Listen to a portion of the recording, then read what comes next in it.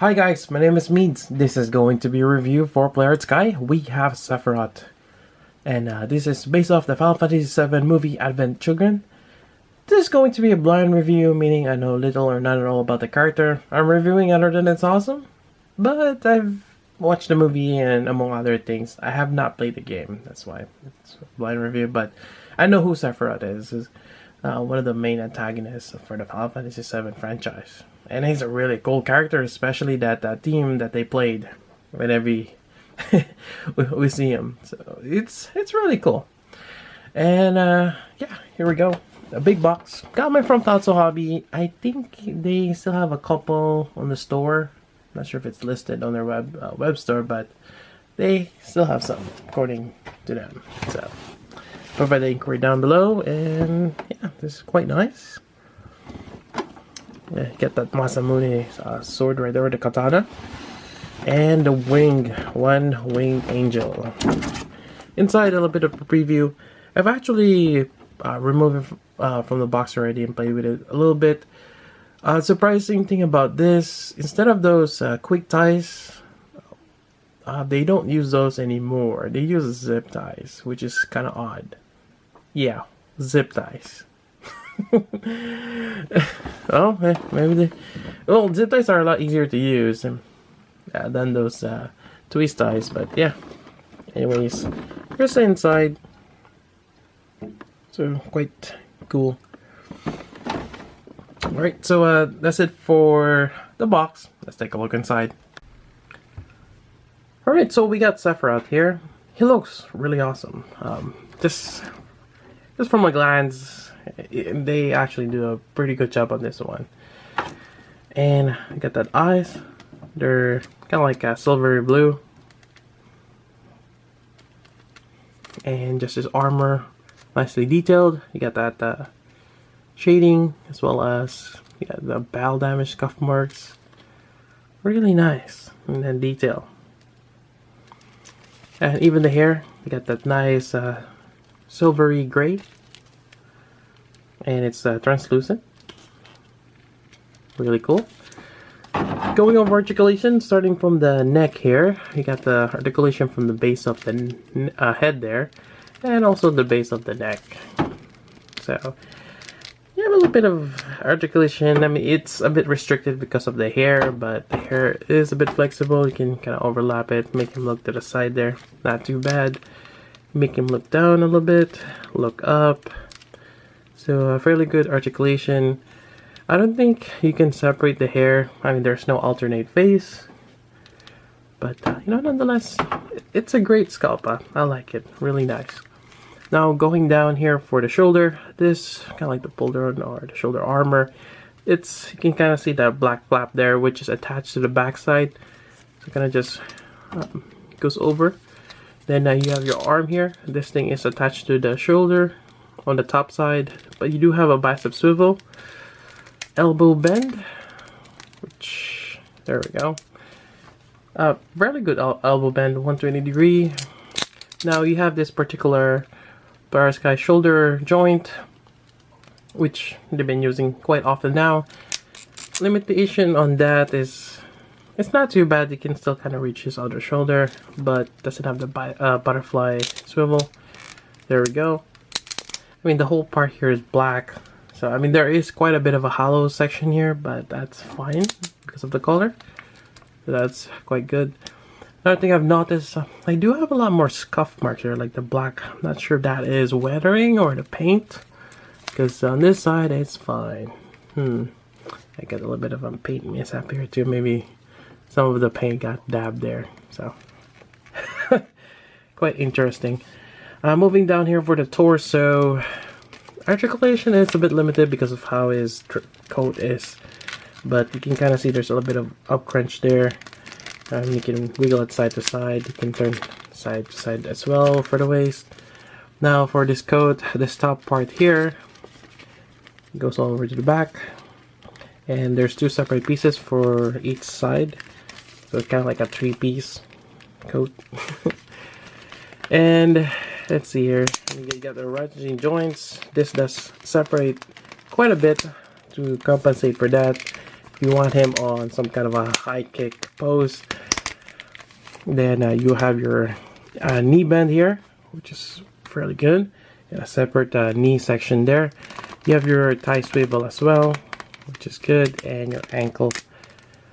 Yeah, quite nice.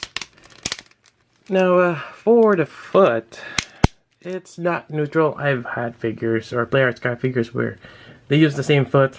That way, even if they screw up putting it on, it's okay. This one, you can kind of see a little bit of a, like a, what do we call that? Convex, or the inner part here. So they do have a left and right foot, which is good, but still it still looks like a bit neutral here. The curvature is not quite there. Anyways, quite nice figure. And more than often, you can see him standing and have that action pose. Yep. Alright, so that's it for the figure. Let's go over some of the accessories. Yeah, forgot about the toe joint. There is a toe joint. There we go.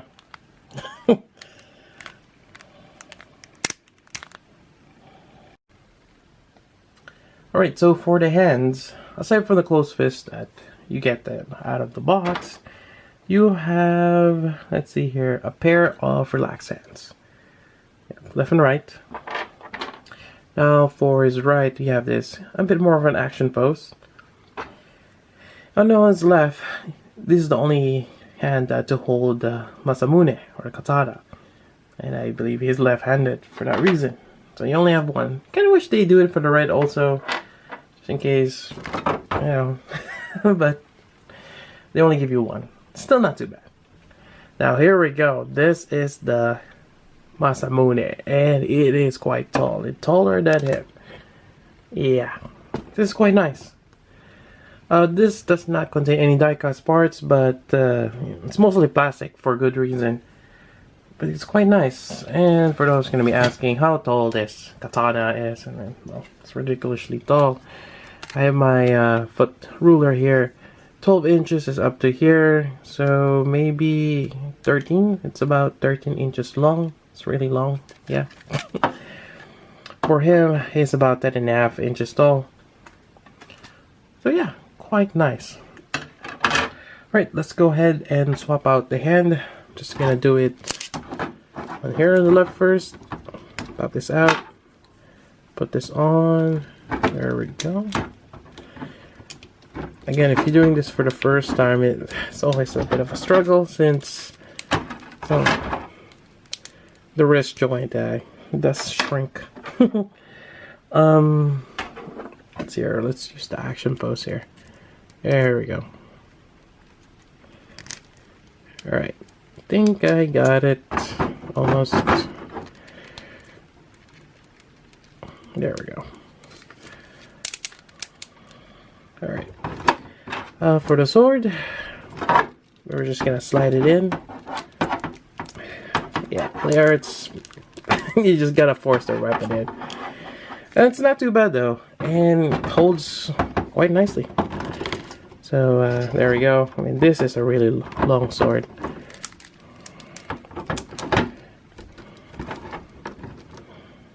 Really nice. Alright, so that's for the sword. And let's get to the next best part. The one wing effect part right here. Really great. Now this has some crazy molding on it. Kinda looks like an actual wing. Or, yeah, a black wing like a crow. Nice detail. Has some bit of a silver here. Kinda give it a bit of a different effect, even on the edges here. So, yeah. Quite nice. This is a really nice effect. Obviously, we're gonna have the Revoltech, or not, sorry, not Revoltech. Sorry, the player's card joints. Kind of the same with the ratcheting, but yeah, the player's card joints that you can move around, and you're just gonna make sure. Yep. So this is pretty much how much you can bend it, and unfortunately, you're gonna have this 3 segment here that looks a little odd. Even then, yeah, you're not going to be bending the wings that much anyways.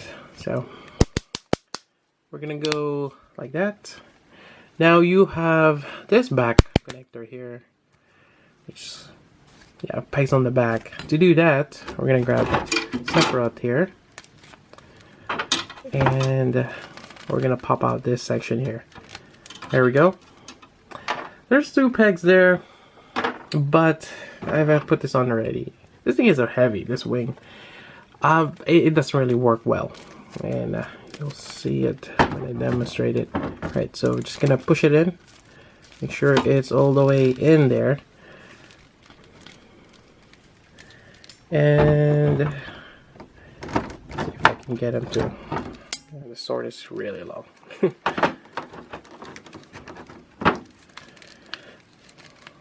I mean, it will hold in there, especially with the hair kind of pushing it down or against the back. Yeah, it will hold.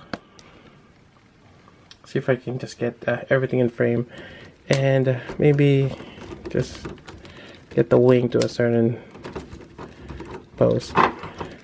Another thing, the wing is really heavy, so you may want to kind of arch it or kind of get it in the right balance. Yeah, I mean, that's good enough, right? But definitely, this looks amazing, especially if you have him displayed with that wing. Really cool. And we should have the sword like this. But even then, we can definitely use the Masamune for other things. I'm thinking of using it for Gundams or other figures. Definitely, it's not big enough for a 1/6 figure, but well, actually, it might be. Player Sky, I can't quite remember their scaling.